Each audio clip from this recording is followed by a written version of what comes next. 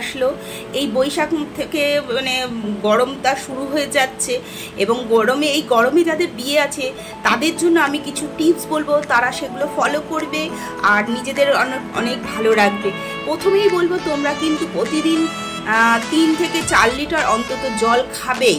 প্রতিদিন জলটা খাবে, ফল খাবে আর এরকম গরমের মধ্যে লাইট খাবার খাওয়ার চেষ্টা করবে।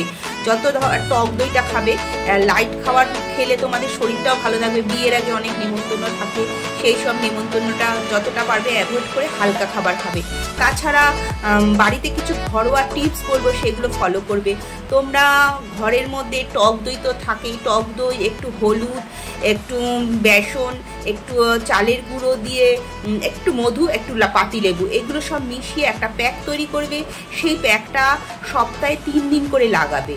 আর প্যাক ধোয়ার পরে তোমরা অবশ্যই বরফ লাগাবে। বরফ লাগিয়ে তোমরা স্কিনটাকে আরও ভালো রাখবে এবং তরতাজা রাখবে। বরফটা লাগানোর সময় তোমরা অবশ্যই কোনো বরফ লাগাবে না, কোনো কটনের ওপর বরফটা মুড়িয়ে সেই বরফটা তোমরা লাগাবে।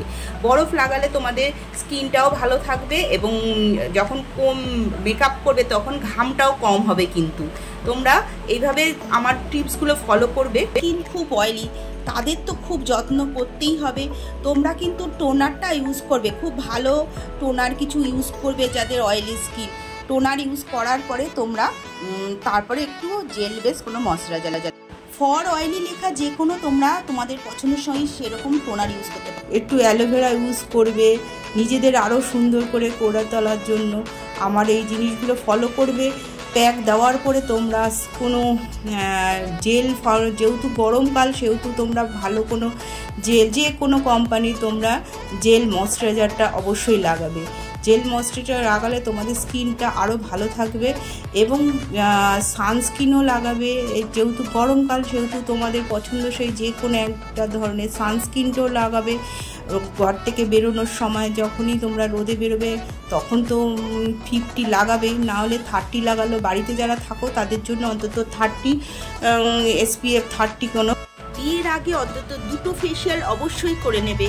ফেশিয়াল করলে তোমাদের স্কিনটা আরও গ্লো করবে। ভালো থাকো, সুস্থ থাকো। আবার দেখাবে কোনো নতুন ভিডিওতে। তার আগে তোমরা আমার চ্যানেলটাকে যারা এখনও সাবস্ক্রাইব করোনি তাদের সাবস্ক্রাইব করতে অবশ্যই অনুরোধ করছি। তোমরা অবশ্যই সাবস্ক্রাইব করে দিও।